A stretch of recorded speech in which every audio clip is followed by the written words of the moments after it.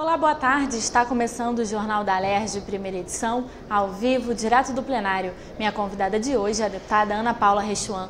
Boa tarde, deputada. Obrigada pela sua presença mais uma vez no Jornal da Alerj. Boa tarde, é um prazer estar aqui. Deputada, daqui a pouquinho vai ser votado um projeto da senhora, já em segunda discussão, que proíbe a venda de buzina a gás no estado, né, deputada? Como é que surgiu a ideia desse projeto? Então, a buzina, aparentemente, assim, só por que proibir a venda de buzina, né? Porque é algo para fazer barulho, para ajudar, para festas e tal.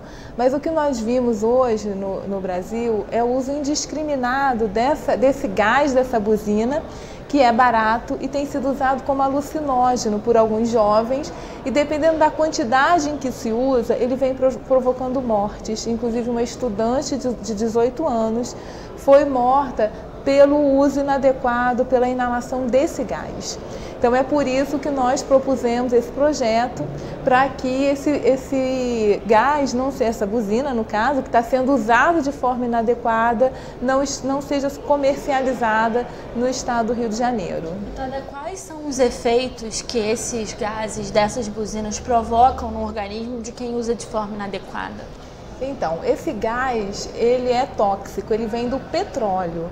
Então, quando você aspira esse gás, no lugar em que você teria que aspirar o oxigênio, que é o combustível do nosso cérebro, você acaba colocando no cérebro essa substância que é altamente tóxica ao cérebro. É por causa disso que dá a alucinação, porque aí dá o torpor, dá a alucinação, dá aquela sensação meio louca. E a questão é que a pessoa começa a usar em quantidade muito inadequada, e quando você também aspira, além dele dar o torpor, normalmente a pessoa que faz a utilização também está sob o uso de álcool, então ela já tem o torpor do álcool, então ela não consegue controlar a quantidade, e essa quantidade excessiva passa a lhe dar a confusão, a letargia, e quando ele é aspirado no pulmão, ele entra numa temperatura muito baixa. E essa temperatura baixa dentro do pulmão, ela pode levar ao edema agudo de pulmão e chegando também a atingir o coração, porque ela é tóxica também ao músculo do coração e podendo causar arritmias e infarto. E essa pessoa morrer por conta de uma droga, porque ela não tem domínio da quantidade. Porque quando uma pessoa começa a usar uma droga, ela quer cada vez mais o prazer. Só que o limite entre o prazer e a morte é muito próxima. Então é isso, a droga em quantidade excessiva toma o lugar de oxigênio. Se você não tem oxigênio, o cérebro entra em dano, o coração também e o pulmão também. Então a pessoa acaba podendo morrer. Deputada, a senhora descreveu vários diagnósticos possíveis, né, várias doenças possíveis que podem ocorrer por causa do uso inadequado. Pode levar à morte, mas também, deputada, que é um alerta para os jovens que são os maiores usuários desse tipo de drogas, que problemas eles podem ter que não sejam morrer por causa do uso indiscriminado, mas que doenças, sequelas graves eles podem ficar com o uso desse gás. Então, primeiro que você vai lesando cronicamente o seu cérebro. O pulmão, né? Então, a sua atividade cerebral acaba que, se você usa sempre, ela não vai responder de forma tão efetiva sempre. Pode também ir destruindo os alvéolos ali, os que são, no caso a célula pulmonar.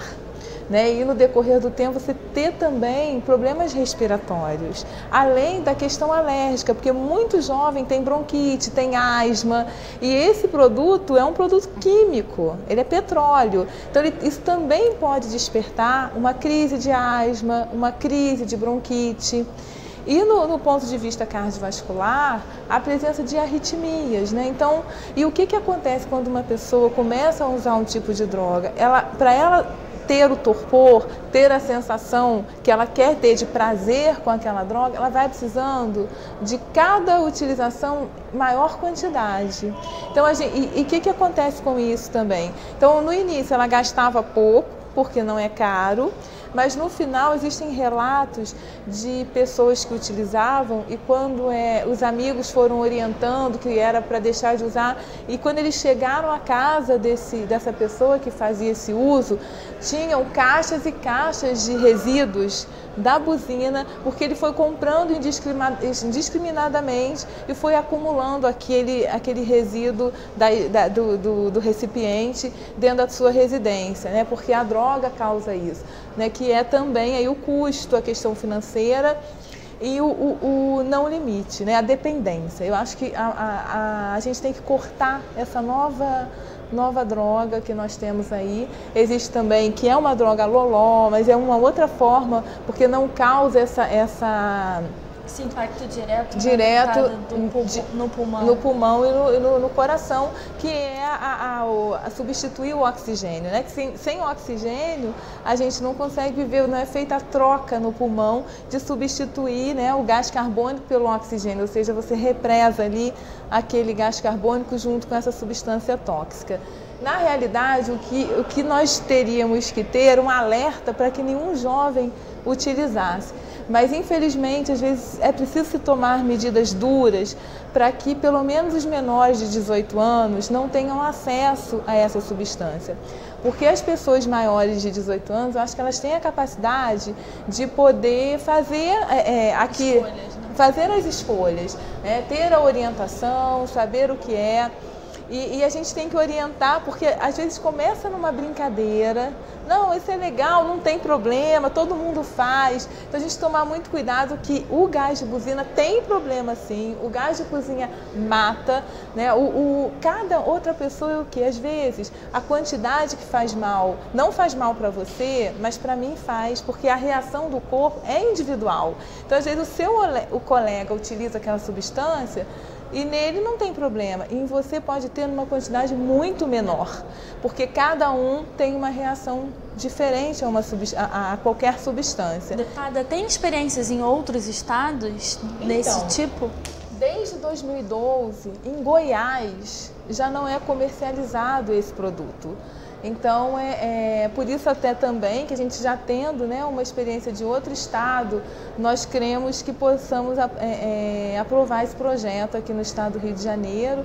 Já foi aprovado em primeira discussão, mas o objetivo principal é realmente a saúde das pessoas, principalmente dos jovens, porque isso hoje é uma febre dentro das universidades, para que a gente tem que descobrir outras formas de prazer. Não existe prazer maior do que com a atividade física. A atividade física também produz uma substância muito boa, que é a endorfina, que o próprio corpo produz e que não faz mal para a saúde.